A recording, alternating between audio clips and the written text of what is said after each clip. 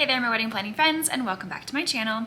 If this is your first time here, thank you so much for clicking on my video. I'm Emily Summer. I'm a wedding planner based in Montana, and I make weekly videos on wedding planning tips and advice. So today we're talking all about wedding catering. I feel like it's been a while since I've done any videos surrounding the food at your wedding or wedding catering specifically. So today we're going to just kind of break down all of the different types of wedding catering and some common questions that arise from that and just kind of some helpful tips when it comes to each style of catering.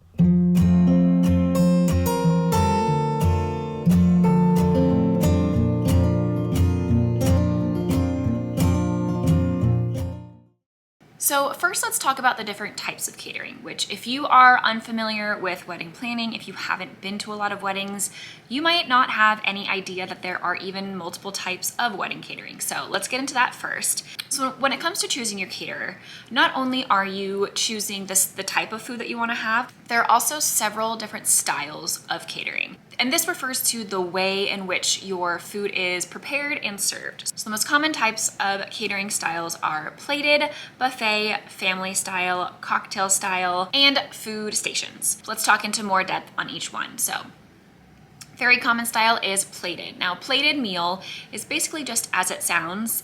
Every course of the dinner will be plated and served behind the scenes and then served to the guests at their table, much like it would be if they were to be sitting in a restaurant and having waiters essentially bring you your meal to your seat.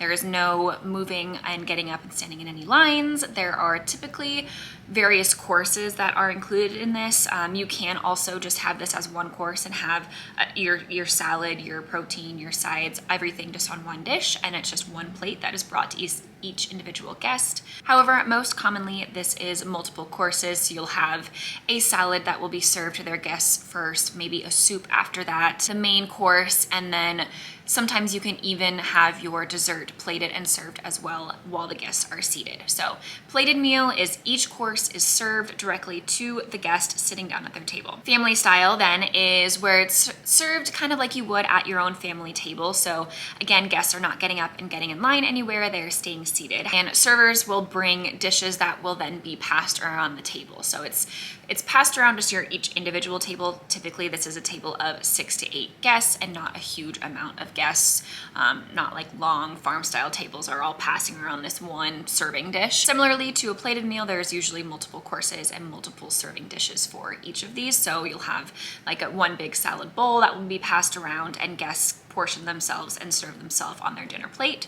Same thing with the main entree or the protein. So maybe this is a pasta dish. This is usually a good way to serve a family style meal, is like some kind of pasta dish. I've also seen it done where you have like a chicken and a fish option just on a platter, and guests will choose which one they would like, as well as a platter of sides like potatoes, green beans, whatever that might be. It's something that is easily, grabbed off of a plate and served for themselves at the table. This is family style. Next is buffet, which I feel like most people are probably pretty familiar with the term of a buffet. This is when you have all of your food lined up on a table. This can be served or self-serve. I always recommend having it served so that you have somebody that is portioning out the portion so that it's a little bit more cost effective for you, as you are having more control over what the portions will be per your guest count. But typically guests will line up, they will get in line for their buffet, they'll have their plate, and they will go through the line picking and choosing what they want from the buffet line, and then they will bring their food back to their seat to sit down and eat it. Next are food stations.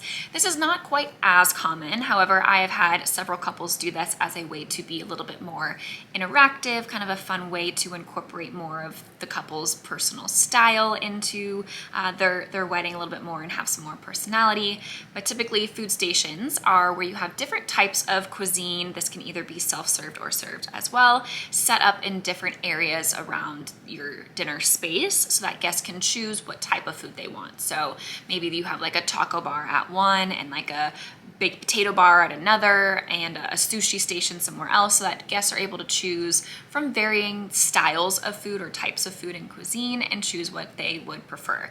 This would be then served similarly to buffet style, where guests would get up and get in line at whatever food station they prefer. And finally, we have cocktail style. So this is much like it sounds. There is no formal sit down meal, no assigned seats. no moment of a sit down meal where everyone is going to be sitting and eating at the same time. This is a much more casual service. This is great for couples that are not planning to have a full late night reception and not wanting to serve a full meal if a sit down meal does not make sense for you. Cocktail style is another option where you basically just have appetizers circulating around the room, much like you would during a cocktail hour. If you're having appetizers served during cocktail hour, it's just served for the duration of this dinner time. So typically it's basically just taking like what you would serve during a cocktail hour and kind of bumping it up a notch. So making sure that you have a couple of heartier cocktail style appetizers that are going to be more than just like a caprese stick or something like that. Having like meatballs or dumplings or something that's going to be a little bit more hearty, as well as like your crostinis and your charcuteries and those kinds of things, and served for a longer period of time than cocktail hour. Typically you have food circulating for like 30 to 40 minutes during your cocktail hour.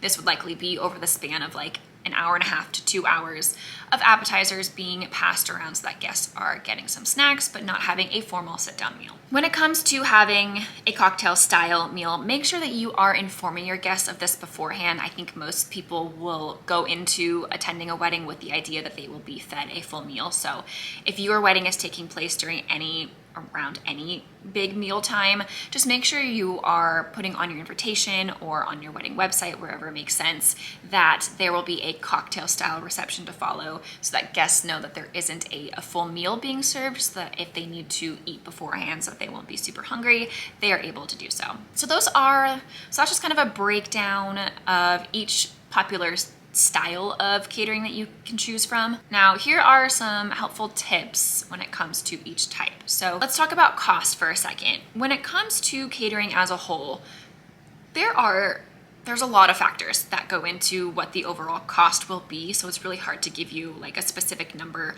of what to expect when it comes to your wedding catering. A general average cost range, I would say, this is excluding a cocktail style meal, typically like $60 to $80 per person is what you can use as a number to kind of estimate how much to budget for when it comes to your wedding catering. So obviously other factors go into this as far as your guest count. If you're going to need more labor, then this per person cost is going to be on the higher side. If you're having food like steaks or something that requires more preparation or is just a higher cost per item food type, then this is going to increase your per person price as well. There are also different costs associated with the different types of styling of catering as well. So plated meals are typically the most cost-effective option when it comes to a smaller guest count. You can usually get away with a little bit less labor if you have a smaller guest count, and then you are able to control the portions a lot better and be able to estimate the total amount of food pretty precisely to your guest count, whereas when it comes to a buffet meal, you are typically overestimating quite a bit to be able to account for your guest counts and can't really control the portions as much. So if you're having a very, very large guest count, then typically a buffet is more cost effective because you will be saving on the labor costs of that. But for smaller weddings, it's typically better to go the plated route. You also want to make sure that you are planning enough time for dinner service based on your guest count. So typically on average, usually like an hour and a half is what the total time you want to plan for a plated meal for about 100 guests. So obviously this will go on one under the other. If you have less than 100, more than 100, that's just kind of a good starting point of what to estimate for time-wise, so that you are not scheduling your first dance, toast, anything that's going to be happening after dinner too quickly and too close to that dinner service, so that things are not running behind, or so that your servers are not going to be disrupting anything that's happening or trying to finish their dinner service in a rush. So make sure that you are paying attention to how long dinner service should take and be able to give yourself a little bit of padding when it comes to scheduling any events that are happening after dinner. If you plan to have a buffet and you have more than like 150 guests, it's usually a good idea to have something on the table for those guests, because it will be a very long time from the time that the first table is released and goes through the buffet line to the time that the last table is released and goes through the buffet line.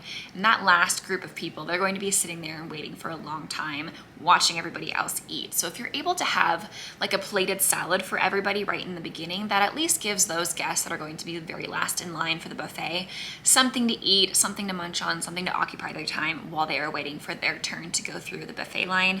Or having like a bread basket on the table is another great way to just have something for guests available while they are waiting to go through the buffet line.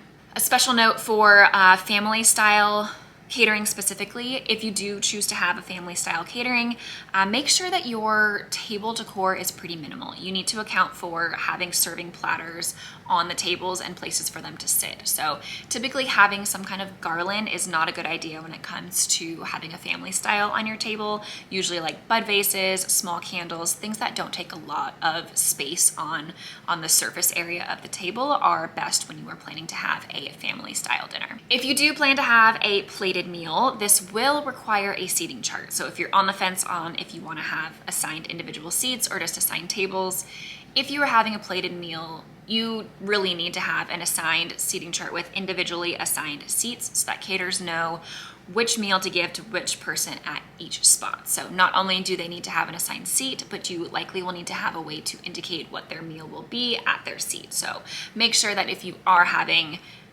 a plated meal that you do have some form of assigned seats. So this is just kind of an overall breakdown of wedding catering styles. So if you are completely new to this or have no idea that there were even multiple types of wedding catering styles, hopefully this video is helpful for you. If you need some more assistance on kind of pros and cons of each or how to choose your catering style, I did do a video kind of a while back all about helpful tips on choosing what wedding catering style is going to be right for you. So feel free to check that video out if you want to hear more. Hopefully you found this video helpful. If you did, please like and subscribe to get weekly videos on wedding planning tips and advice, and we'll see you next week.